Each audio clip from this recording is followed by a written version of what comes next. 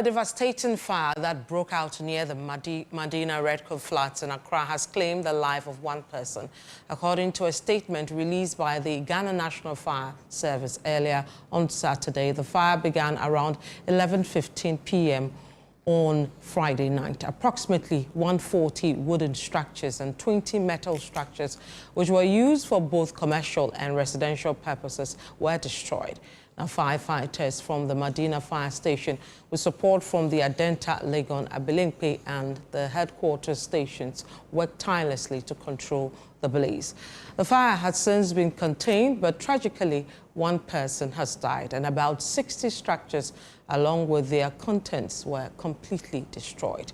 The deceased, identified as Beauty, a Nigerian woman believed to be in her early 20s, was reportedly trapped in the fire. Her child remains have been handed over to the Madina police for preservation and further investigations. We have been joined by the Greater Accra Regional Fire Commander, ACFO 2nd, Rashid Kwame Nisawo, to speak on the development. ACFO, thanks for joining us. Thank you, Madam. Can you give us details of the fire incident at Madina Redco?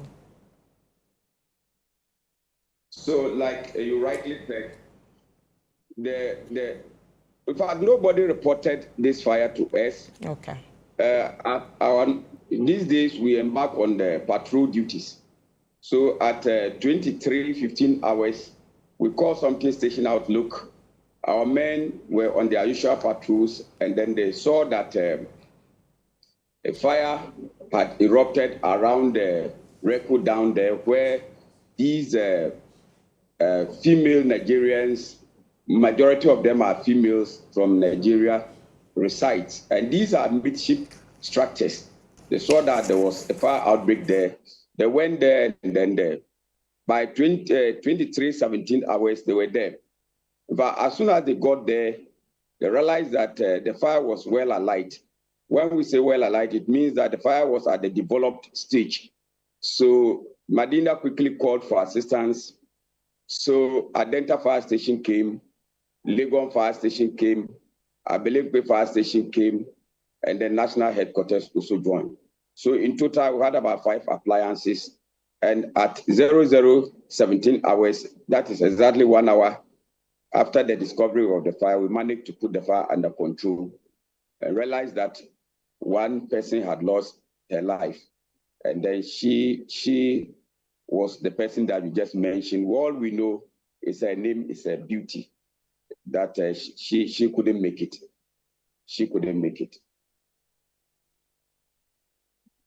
Over 4 stations to come and help with the fire. Yes. Right. Now, we know that a lady called Beauty lost her life, but apart from that, were there other casualties? No, there were no other casualties. All that we know is the Beauty that had reported that she lost her life. Apart from that, we were also able to salvage other adjoining structures. About over 200 structures were salvaged. So we need to also put that on record. We salvaged over 200 structures. Well, what other challenges did you face in trying to salvage these items and putting this serious fire off? You know, in slum areas, the challenges are accessibility is one. How to get the hydrant, the tender very close to the fire scene is a challenge because it's a slum. These are midship structures. You need to connect about 3 hoses or more. Which a hose is about 100 feet. You need to connect about 3 at other places. Those tenders that we called for assistance, some even connected 4 before they could get to the fire ground. Apart from that, some of these people who live around, the young guys, tried to interrupt firefighting. Some came with the intention of pilfering and doing other things. So these were some of the challenges that we faced. The nearest hydrant was at where we call Site 10, which was about 1 kilometer or 2 away from where the fire erupted. But around Redco, all the hydrants at Redco were dry. It was only one that was functioning around Site 10 that we relied on, which was about 3 kilometers away from where the fire started. Now, so these were some of the challenges that we faced. Now, you've been auditing fire hydrants for some time now. What's the latest update, especially at this time where most of the hydrants around where these incidents happen are usually dry? No, you see, fire hydrants, the challenges with fire hydrants are that these hydrants are connected on the water mains.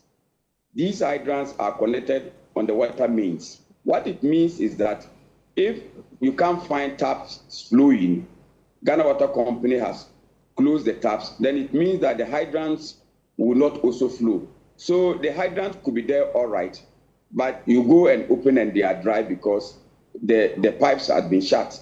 So for me, my advice is that we should try and sink boreholes and collect water, make them available for firefighting.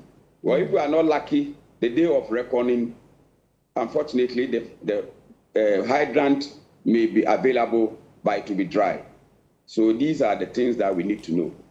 All right. Now, over the period, we've seen quite a number of fire outbreaks, but we still don't have reports on what is causing them, how investigations have ended and all that. What is causing all these holdup? We know because when we investigate and then the source, the possibility of one particular fire, something is pointing to, you get to know that this one is either electrical, this one, the possibility could be arson, this one could be maybe refuse that was gathered and unattended to, a whole lot of things. So all that you are not aware, because these fire reports are meant for owners of the facility. Okay. They are meant for owners of the facility. So sometimes they apply. The formula is that you apply to the chief officer for your report, and it will be given. So any fire that we attend, we write report and we submit it. And anybody who those people who are concerned, we make it available to them. So it isn't as if those fires that occur, we don't know. Sometimes we know, and some we may get the possibility, but still continue to investigate because we need to draw a conclusion to it. So that's the story. So is that to mean that in the likes of the Kantamanto fire and all that, the traders must apply to get that report? So then I have spoken with the Kantamanto authorities. If they want the fire report, what they need to do is to formally write to the chief officer requesting for the Kantamanto report and to be made available. If you care to know all those serious fires that have occurred in some of the markets, we've made the reports available, especially to the district assemblies that has applied for them. We have done that. And before I let you go, we know Kantamanto is being rebuilt and all that. Considering the challenges that you faced in putting out the fire recently, have those issues been looked at with the current structures we are seeing? Unfortunately, those issues have not been addressed. So we are still in touch with the market leaders in fact, they have reconstructed the market. And I am on record saying that until we try and dedicate these markets and say these markets should be reconstructed to modern standards where we can get smoke detectors, heat detectors, flame detectors, using fire-resistant materials to construct, get to know that this is a market. We open the market at 6 o'clock, we close it at 6 in the evening, that people will not use the market as dwelling places, will continue to have challenges. So I have made that very clear. I have spoken on various platforms and I have said this one.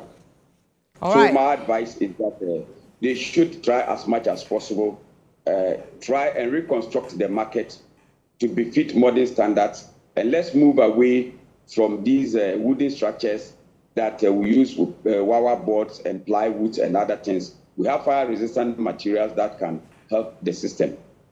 All right. Thank you very much, sir, for your time. We're indeed grateful.